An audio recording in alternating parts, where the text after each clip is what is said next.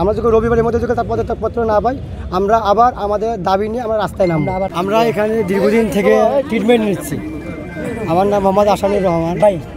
আমি বসুবন্ধু ছাত্র আহত 5 আগস্ট থেকে মেডিকেলে ভর্তি, আজও মেডিকেলে ভর্তি।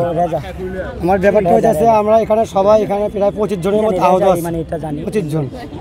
আমরা যেটা হয় আমাদের যেমন খাবারের প্রবলেম থাকে বা ট্রিটমেন্টের প্রবলেম থাকে, আমরা যাবো কার কাছে? যে মেডিকেলের পরিচালক আছে তার কাছে যাব। এখানে আমাদের এমন আহত ভাই আছে তারা বিজনেস বেড থেকে উঠতে পারে না। আমাদেরকে কি করতে হয়? সে মানে কোনো রকম আমার তার কাছে কোনো প্রবলেমে যেতে পারি না, আমাদের সাথে দুর্ব্যবহার করে। এমনকি সে কথায় কথায় বলে তোমার রিলিজ নিয়ে চলে যাও। আমার এক আহত ভাই সবথেকে দুর্ঘটনাজনক ব্যাপার, সে একটা কাজে বাইরে আইছে, সে সাদা কাগজে লিখিত দিয়ে গেছে, আসতে তার আধা ঘন্টা লেট হয়েছে।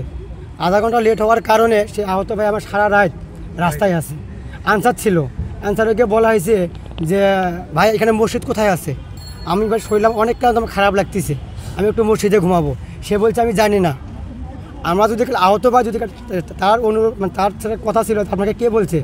পরিচালকের ডাইরেক্ট নির্দেশ যে আধা ঘন্টা 10 মিনিটের জন্য বাইরে বের হবে, সে মেডিকেল ঢুকতে পারবে না। আচ্ছা, আজকে যেমন আন্দোলন আমরা শুরু করছি, আমরা যে কোনো প্রবলেমের কারণে যাই, উনি মানে আমাদের সাথে দুর্ব্যবহার করে। আবার আরেকটা বিষয় দেখেন, আমাদের নার্স আছে, পরিচালকের নাম হচ্ছে আপনার রিজা স্যার। পরিচালকের নাম হচ্ছে Reza, brigadier general Rezaul sir. উনি আমরা যতটুকু জানতে পারছি, উনি একসময় আওয়ামী লীগের মানে পদে ছিল। আওয়ামী লীগের উনি আজকের ঘটনাটা কি হয়েছে? আজকের ঘটনা উনি মানে আমরা যখন ওনার কথাগুলো বলতে গেছি আজকের বিষয়ে, আমাদের সমস্যা বলতে যাইতে পারি, উনি আমাদেরকে সবসময় বলে যে তোমরা চলে যাও, কে এখানে কথা বলে তাকে বের করে দাও, ঘাত ধরে বের, এইসব কথাবার্তা বলে। সুতরাং এখানে যেমন আমরা সবাই ফলাফল আমরা এর সামনে নামছি, গেটের সামনে নামছি, আমরা রাস্তায় বের হয়নি ভাই, যে আমরা কথাগুলো বলবো। আসলে একটু আমাদের আমরা সিদ্ধান্ত করতেছি কী করা যায়, আমরা রাস্তায় যাবো না। উনি ভাই কিছুক্ষণ পরে স্টাফ নিয়ে এসেছে, ওনার স্টাফ কিছু আনসার প্রায় 20-25 জন হবে, আনিয়ে উনি সব ফলাফল খেলায় দিছে। এমনকি আমার এই ভাই আমার পাশে আছে, বাম পাশে, পাগল শুধু খালি বলে নাই, ওর গায়ে ওনার স্টাফ ধার দিয়ে ওই গেটের বাইরে থেকে ধাক্কা দিয়ে গেটের ভেতরে নিয়ে এসেছি। স্টিল উনি ওখানে খাড়া ছিল।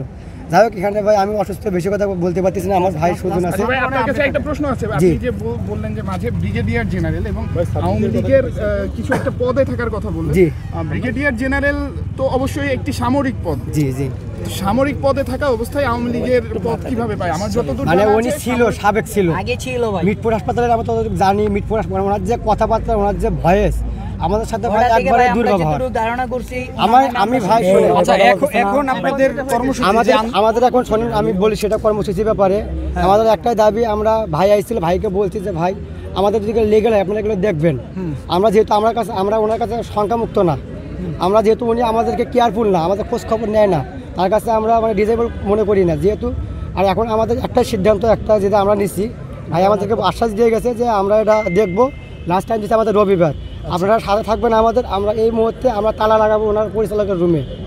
এই আপনার শুক্রবার শনিবার অফিস বন্ধ, রবিবার সে পদত্যাগপত্র ছাড়া সে অফিসে প্রবেশ করতে পারবে না।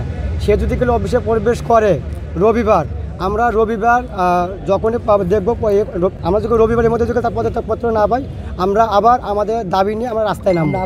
রবিবার পর্যন্ত স্থগিত আর কি। রবিবার আপাতত ওনার কেবিনে তালা দেওয়া হবে।